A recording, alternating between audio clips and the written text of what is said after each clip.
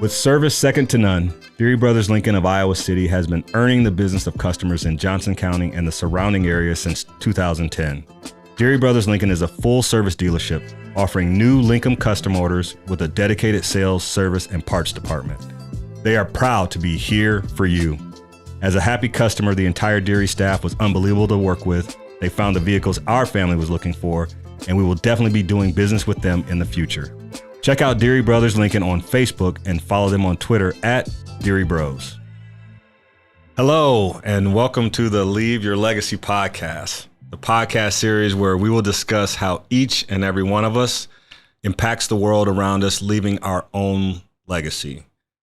I'm the host, Kenyon Murray, and today's episode, we have a very special guest.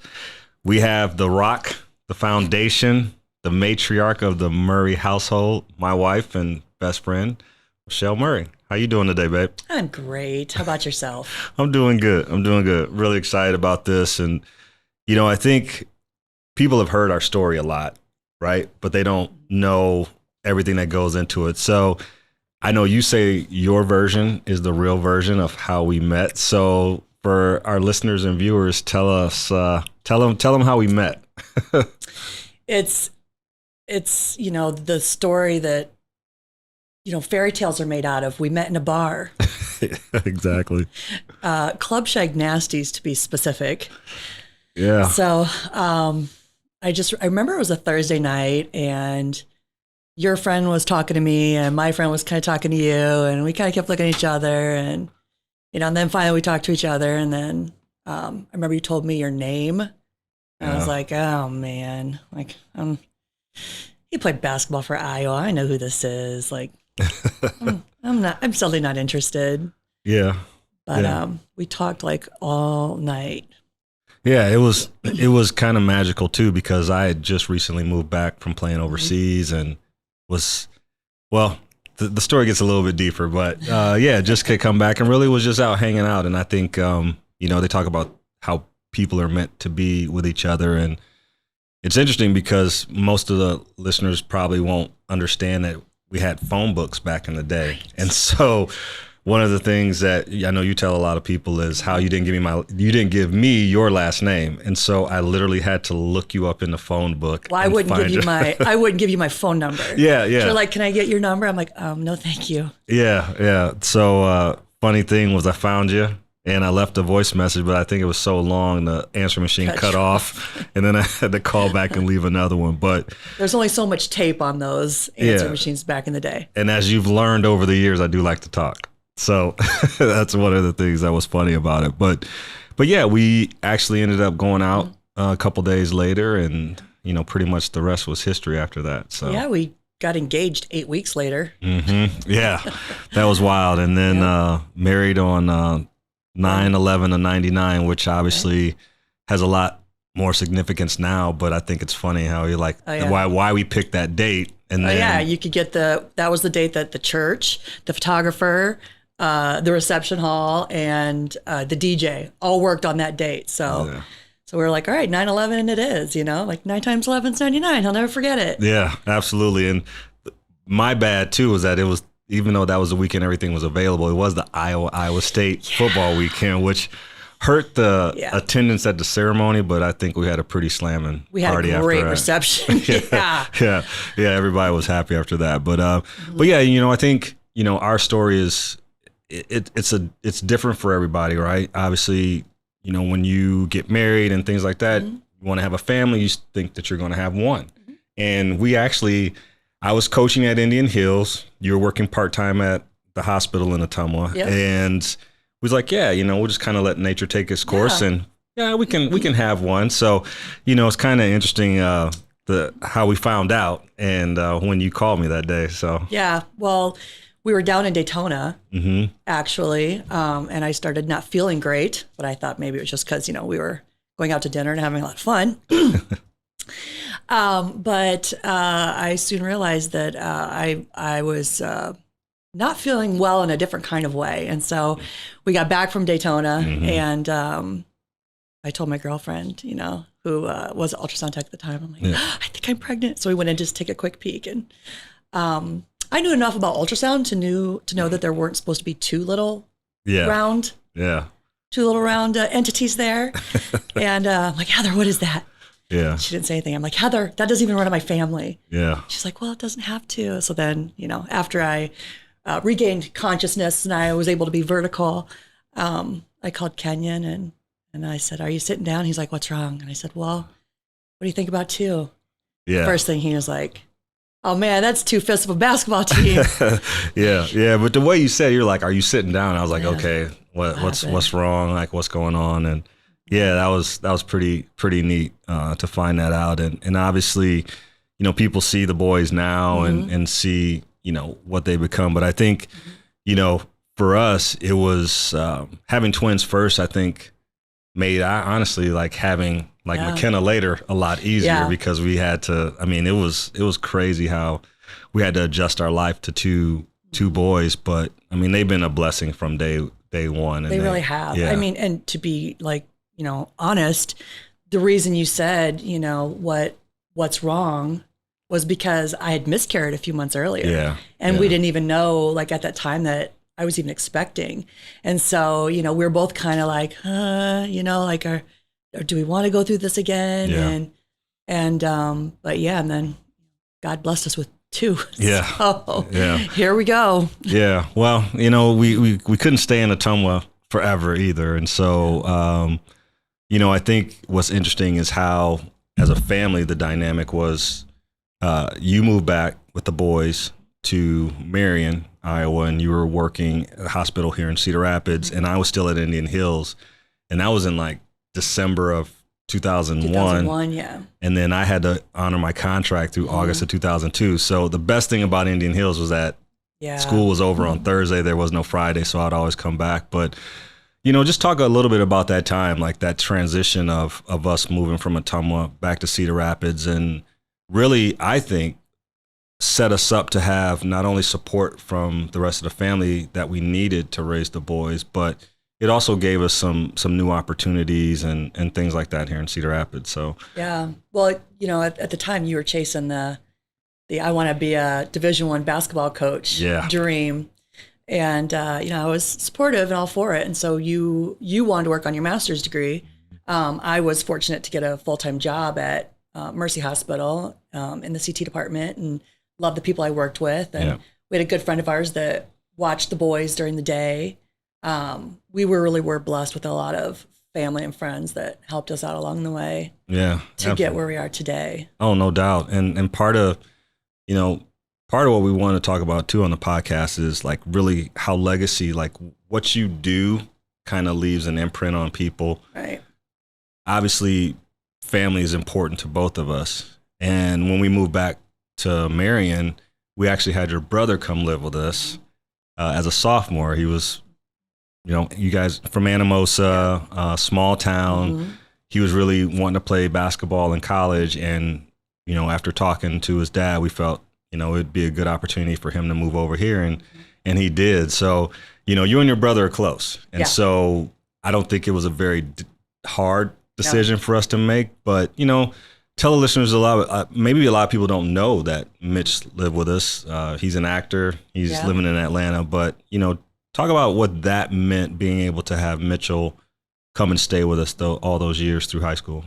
Well, it was awesome and also not, because, he was my brother, but he was always respectful. We never had any issues with him. He, he made good choices, and, we knew that we could provide a place for him where he could, continue working on his basketball. And, you helped him a lot through that. And he and I were close since the day he was born. We're 12 years apart. And then ironically, he's 12 years older than our boys, and they're unbelievably close. So, the fact that he lived with us for three years, went off to college, played junior college basketball, decided that, he kind of wanted to pursue the acting thing. So moved back in with us for a little while. And then out to LA he went. So it's been a wild ride for him and for us, because he has been, I would say, not chasing a dream, but he's really kind of waiting for that moment. He's done some good stuff and we think he's really developed as an actor, but it's hard. But he's the one thing we talk about with the Boys of Success is the same thing with Mitchell, like the process. Right. Like he's still in love with the process of, you know, filming a movie, filming a TV show or things like that. And I think going to auditions and reading scripts, and he's still a student of that game. Yeah. And I think too, that's part of what we feel has been passed on from us too, as far as like just the hard work part of it. Now, I'm going to admit I have not always worked smart. I think that when I'm locked in on something, I work hard, but when it's something you want. When it's something I want. Something you like. Yeah. It's not my passion. It's not what I'm passionate about. And it's funny because I was like you're saying, chasing the basketball dream. I always thought like that's what I wanted to be, but it was like God's plan for me was a little bit different, and I just didn't realize that the skills he had given me that I thought were for basketball were for something greater. And so definitely our lives have had the ups and downs and the bumps in the road, but bumps in the road. Yeah, bumps in the road. We had potholes, brother. A few of them, and not that this is the segue for that, but we also have Demetrius, our oldest, who we took in when he was 17, and he came to live with us, and and that was more. That was my fault. That was no, not your fault, but that was more on you than it was on me, because I had coached Demetrius freshman year, and obviously super talented kid. Didn't have the academic support that he needed, or even some of the life skill support that he needed to excel, because he was a Division I prospect for football as well as track. And after spending that time with him, I think it was the first practice I told you, like, this kid is super talented. Yeah, his freshman year in basketball. Yeah, and so we just started to develop that relationship with him and his mom and his brothers. And yeah, it was you, like when we made the decision to have Demetrius move in with us, that was more on you. And that was a God thing, because, we live in a small house, I mean, the house is perfect for just a family of 5, and that's it. And then we talked about bringing a 17-year-old in, I'm like, well, I think we could make it work. It's only for a year, and then, he's off to college, and it just, I knew that it was just what we were supposed to do. Yeah. I just knew, and then he just fit right into the family. I mean, I can't imagine life without him. He's just part of our family. Yeah, he is. And part of that too is like, we had to think about, okay, we've got younger kids already. We've got the boys, we've got McKenna. How is this going to impact them? But we knew, there's a lot of communication. Yeah, but we knew that was what needed to be done. Right. And it really was a family decision. I mean, we sat the kids down and said, he's kind of naughty. Yeah. I've been called to the school a few times. Yeah, so we've gotten some calls to the principal. But we knew that we could provide structure. And he was a kid that, he really made good choices. He wasn't one that wanted to go out and drink and, break the law. There was something about him that I knew that, I mean, we didn't own 79 Taco Bells, because everyone's like, oh, it's like The Blind Side. I'm like, no, it's not. Yeah, not even close. No.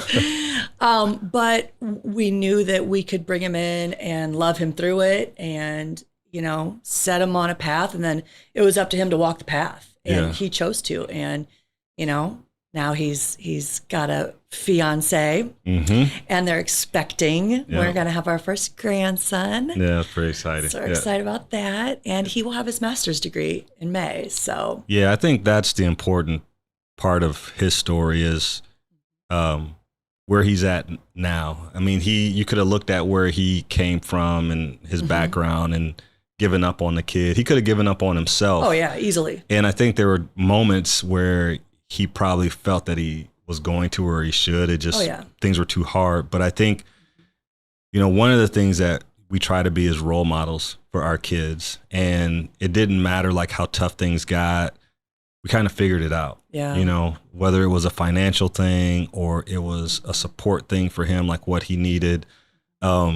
I think that he took advantage of, you know, being in an environment that was positive and supportive. And like you said, where he is now, right. it's phenomenal because you see so many of his teachers and coaches from Prairie, Yeah. like, I can't believe Demetrius is doing this. And we you guys, can't either. and like, you guys did this and you helped him so much. But it was, like you said, he wanted to help himself. Yeah. We provided the support and the things there, but it was him. And I think that's more important too when you talk about what legacy really is. Right. If you can see it almost like real time, you can see kind of your impact. That's great. But, you know, a legacy is something that's going to continue to be passed on. And so we pass it on to him and he passes it on to his child and so on and so forth. And I think that's the beauty of being able to impact the world around you. So yeah, no, Demetrius, and it's not like it's been peaches and cream with him either. You know, we've had some moments, but he's come out on the better end of it. And I think, you know, you were the one that saw what he could become probably before I did. But then that it was always a lot of support for each other and how we dealt with him and stuff like that. So kudos to you for getting me to do something that I didn't think I wanted to do. As always. And, you know, we've always said too, like, no one can do everything, but everyone can do something. Yeah. You know, and I didn't realize, like, taking him in, I'm like, it's not that big of a deal. You know, we'll have him for a year. But it turned into something so much bigger. And, you know, he went on to work at Four Oaks. Yeah. You know, and was wonderful there. I mean, he's gone on to impact other kids' lives, you know, and he's going to continue to do that. He's, you know, through being a teacher, which, you know, he hated teachers growing up, and now he is one. Yeah. And he's marrying one. You know, he was disrespectful to coaches, and now he's coaching. Yeah. You know, so it's a beautiful. Yeah, absolutely. You said the other day we wish young Demetrius had Demetrius the coach and teacher. It's so funny listen to him tell his stories. For sure. Well, you know, part of this whole thing too is like our marriage through this whole thing too, right? So we have twins. We had Mitch. We had McKenna to the fold. We had Demetrius to the fold. But in that, you know, our marriage was rocky. And, you know, I'm being delicate here, babe. Well, I literally sent you a text that said, I think our marriage is over. Yeah. So if you want to call that rocky. Yeah. That was definitely a gut punch. I think my soul left my body when I got that. But the best part about it was you knew that I had to do some things to change to be a better man.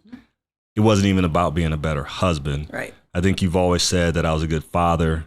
But yeah, the husband thing I didn't do very well. That sucked. Yeah. I mean, not all the time. Yeah. But, you know.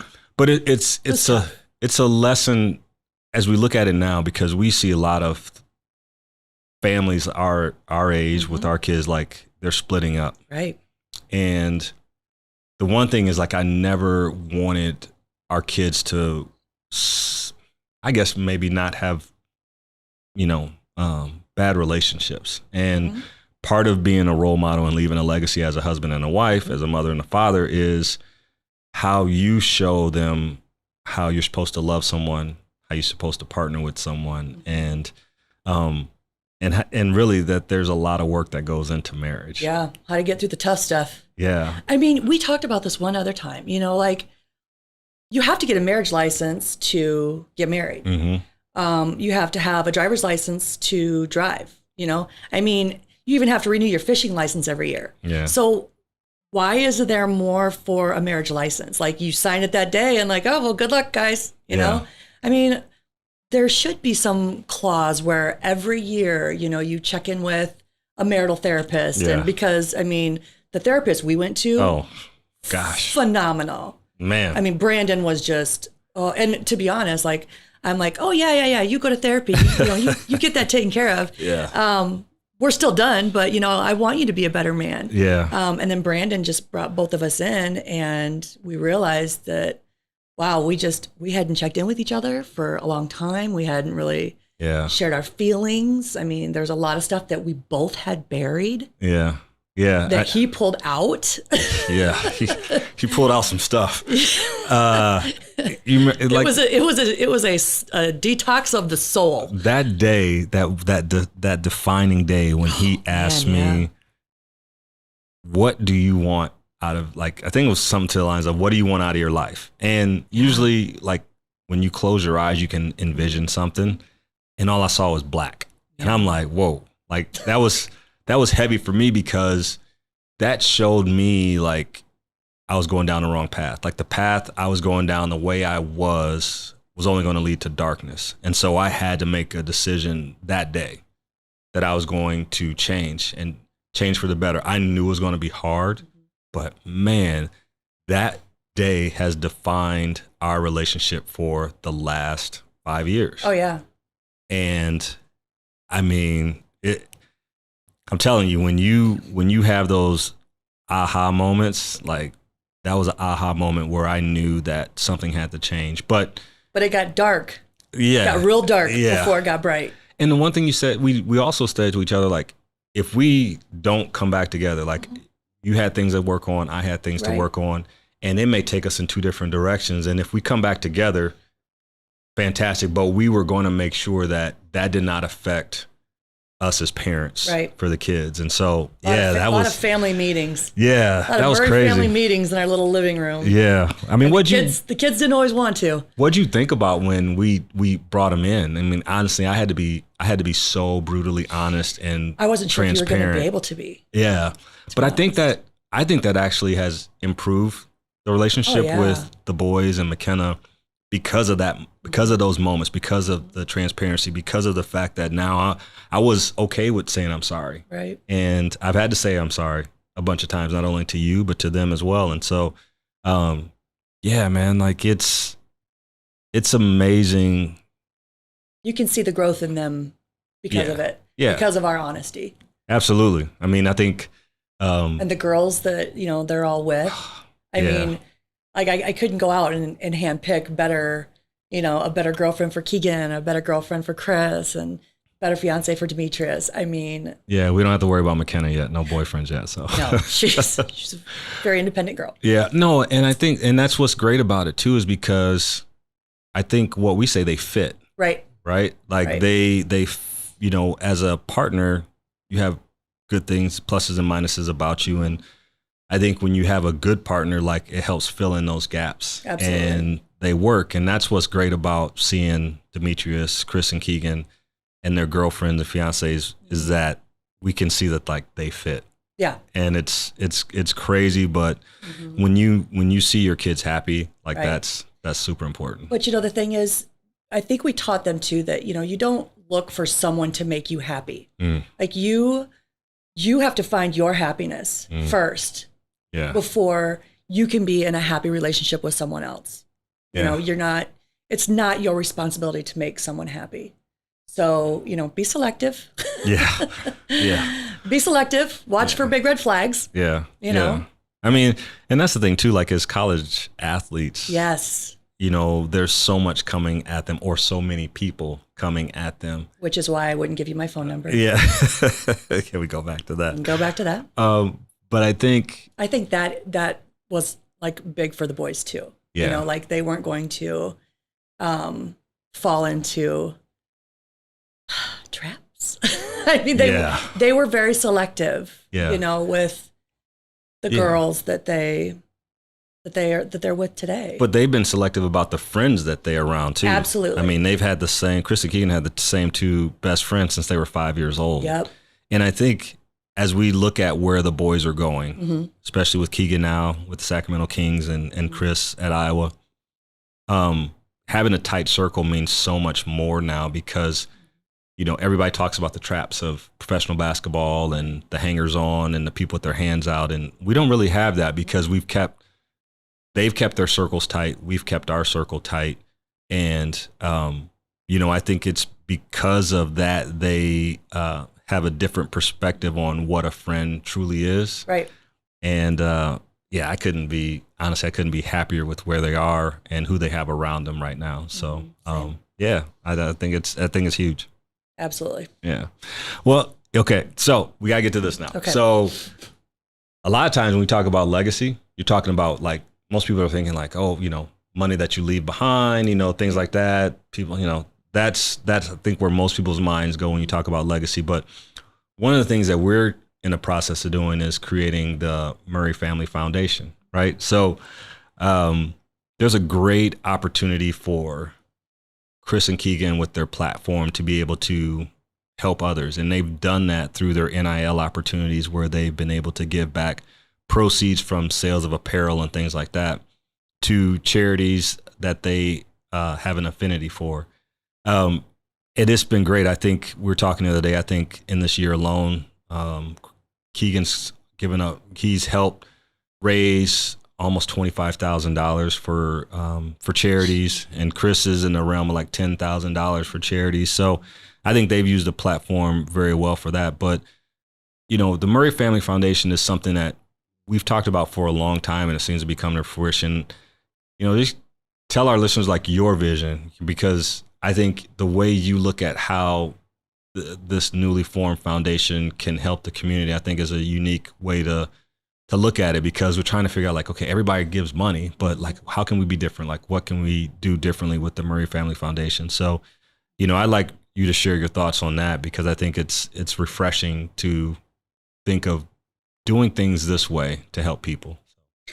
Well, I go back to, no one can do everything, but everyone can do something. And being from Iowa, I truly feel like there's so many people out there, so many Iowans specifically, that they want to help. They want to know, like, what can I do? Where can I be impactful?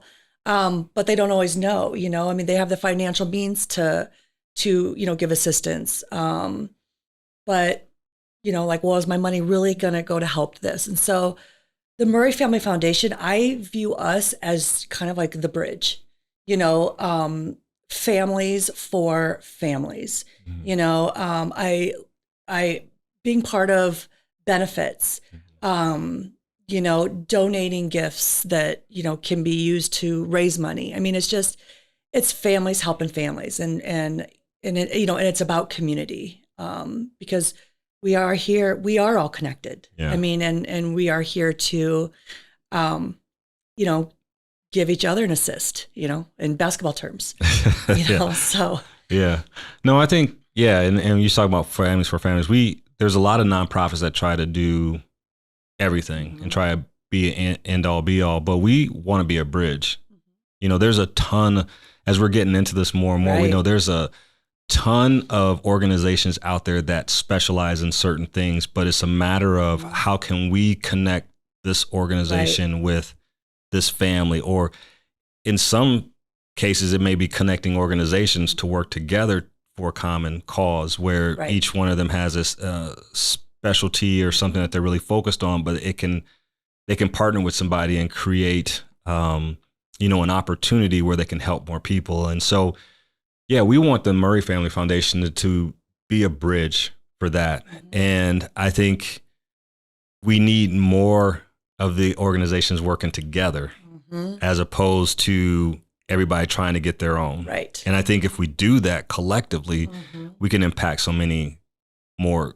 kids and families and things like that. And I think that's where we want our foundation to be. There's always going to be a monetary part of it, but I think right. just being able to connect people is something that's so valuable today, whether it's interpersonal connections or like we're talking organizational connections. So I think this is something that obviously we've been passionate about. So it's a family project that we're going to do, but I'm excited to get that going, because we've talked to the boys about using a platform. Oh right? Yeah, always. Yeah. I know you said something. I think it's interesting what you told Kris when NIL came up. Yeah. That was a really good story. So could you share when Kris and Keegan, we started talking to them about NIL? Yeah. The comment Kris made, and then what you said back to him. Yeah. So, both of them were like, when NIL became legal or whatever you call it. They both were contacted by, a few different companies. And they were like, neither one of them really wanted to do it. I mean, to be honest, they were like, I'm not trying to get rich quick. Like, they literally just love basketball. I mean, don't tell anybody, but they would totally play for free.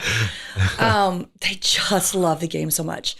But, we said, well, you can look at it this way. You can use it as a means of giving back. One of Christopher's favorite people in the world, is his girlfriend's cousin Miles, who is a Special Olympic athlete. Mm-hmm. And so when I said, Kris, you could donate, a portion of your proceeds to Special Olympics. He's like, okay.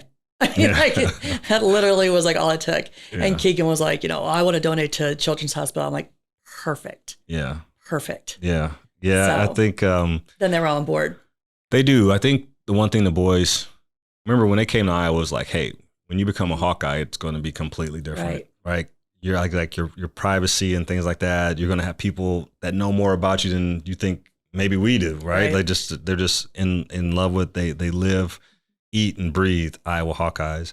And I think both the boys have done a great job, not only through their philanthropy, but through the way they interact with people when they're in public. I think we continue to hear that Kris and Keegan, are good kids and they take the time. And you and I both are like, if they're known as good human beings, that means so much more than the fact that they can put the ball in the basket.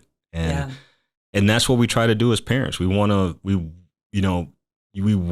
them to learn from us. We want our kids to be better than us. Learn from our mistakes. Absolutely. Thank goodness we didn't screw them up. Yeah. Because I think we could have made, like Kris said, he's like, well, you almost did. Yeah. Gosh, I tell you, man, it was, our journey's been pretty funny at times. We can laugh now. Yeah, for sure. But I think all of them, Demetrius as well, and McKenna, I think they all do such a great job when they're around other people, giving those people time, because sometimes it's not, any time like that, it shouldn't be about you. It should be about that other person. And I think they do a phenomenal job of, just being there in the moment with people. And we talk about that too, is like, stay present. Don't look too far ahead. Don't look behind, stay in the moment, and then trust that, the higher power will make things will work out the way they're supposed to work out. So, I'm really excited for our future as far as where we're going as a family, and we're definitely going to continue to try and leave our own legacy, which is it's pretty powerful, the story. So I'm going to ask for you. So I got a couple of questions I want to ask to wrap up our time together. But so for our listeners, I want you to tell them if you could live anywhere in the world you're done working, you're just chilling, you want to wake up every morning here, spend every evening here, where do you want to live? Oh, let me think. Puerto Rico. So fast. I know. We and I, they were just hit by Hurricane Fiona, and today is actually the 5-year anniversary of when Hurricane Maria went through and devastated that island. But we went the first time in 2017, and our whole family just fell in love with the people, the culture, just everything about it. It was something intangible. You and I have visited a lot of places. Yeah. We've taken the kids. They've been to a lot of places. Not as many tropical places as you and I have, but there was just something different about the island of Puerto Rico and the people. So that's definitely, I could see myself, my first instinct was, right now I want to go and help. Yeah. Like, what can I do to go and help? There's not much, but I would love to end up there, like have a family house, like six bedroom, each have their own master. I've thought it out a little bit. Yeah, just a little bit. And a pool. Okay. Yeah, we got that Caribbean life thing that we watch all the time now. So addicted. all the properties and stuff on there. All right. So good question. All right. If there was anything you could change about yourself, what would that be? You only get one thing. One thing? Yeah. Oh. I would say nothing because I love you like you are. Oh, wow, that's a great answer. I'm like going through the list, like, what? I don't know. Like, I'm content. Yeah. You know, I just really am. I'm in a space in my life where I choose to see the good. I focus on gratitude. Like every morning, the first thing that goes through my mind is the 3 things that I'm grateful for. It's not your neck. Well, you know, I after I'm done with my gratitude, then I'm like, oh, my neck is so sore. Yeah.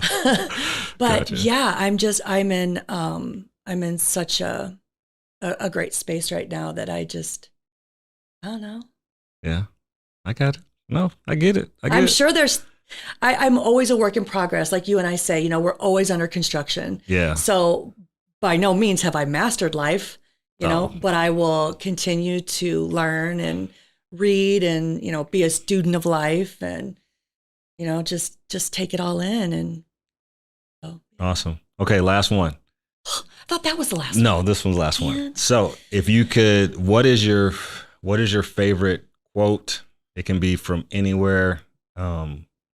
One that you lean on like all the time, like when you're in deep thought, whatever, it's the thing that comes to you. So what do you? Maya Angelou, be the change you want to see in the world. I like that. I know. I like that. That's pretty awesome. Yeah. I want to thank my beautiful wife, Michelle, for joining me today. And remember, your legacy is not what you do for yourself. It's what you are doing for the next generation. Please go to the Talk About Network page on YouTube, subscribe, give us a like, and you can find the podcast on Apple, Spotify, or wherever you get your podcasts. I'm Kenyon Murray. Until next time. This podcast is sponsored by Storyline Multimedia. Storyline is an Iowa City-based media company that specializes in creating high-quality video, photo, and audio productions for local businesses. Not only that, but they also produce a number of podcasts, including this one. So if you're interested in sharing the story of your business with the world, contact them today by visiting StorylineMultimedia.com. And remember, your story matters.